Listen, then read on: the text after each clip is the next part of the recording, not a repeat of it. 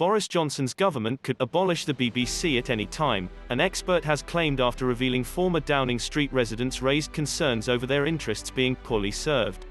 The broadcaster has announced plans to move its news operation away from London and ensure that its productions reflect life across the nation to counter accusations of a liberal, metropolitan bias. The shift, which means 400 staff relocating out of the capital, follows claims by ministers that the BBC is failing to serve people in Brexit-supporting Red Wall towns. The BEB has faced numerous accusations of sitting on either side of the political fence since it was established in 1922, but Professor of British Studies at the University of Rouen John Mullen explained in his YouTube video, History of the BBC, why it is duty-bound to remain impartial. He said, "The question of the reasons for the BBC's status as quasi-independent is well worth discussion.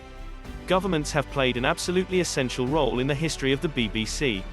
It was, of course, established by government decision under a royal charter and its monopoly of television, until 1954, and radio until 1973, were political decisions that were dealt with differently in other democracies.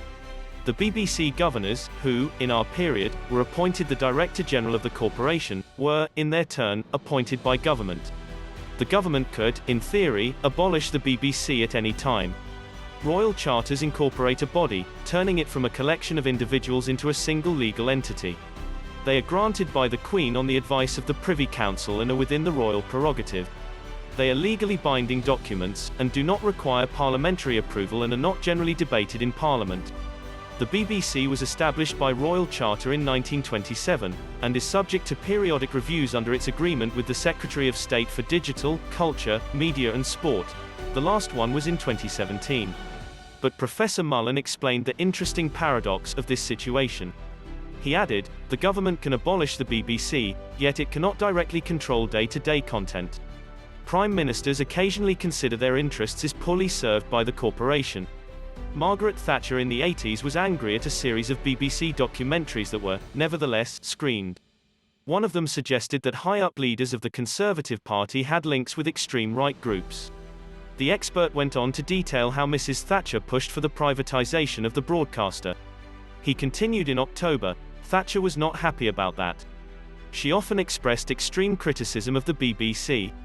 When she set up a commission to examine broadcasting in Britain, she was hoping it would recommend privatization. She saw no reason why advertisement shouldn't fund the BBC, rather than the television license, which has been the way the BBC has been financed for many decades. The BBC's work is funded principally by an annual television license fee which is charged to all British households, companies, and organisations using any type of equipment to receive or record live television broadcasts and iPlayer catch-up. The fee is set by the government, agreed by Parliament, and used to fund the BBC's radio, TV, and online services covering the nations and regions of the UK. The annual TV licence fee is to increase by £1.50, from £157.50 to £159, from April 1, 2021. But the BBC has been under pressure to justify the continued existence of the licence fee in an age of increased competition for several years now. It comes after current Director General Tim Davie has said the role of the corporation is not to beat Netflix.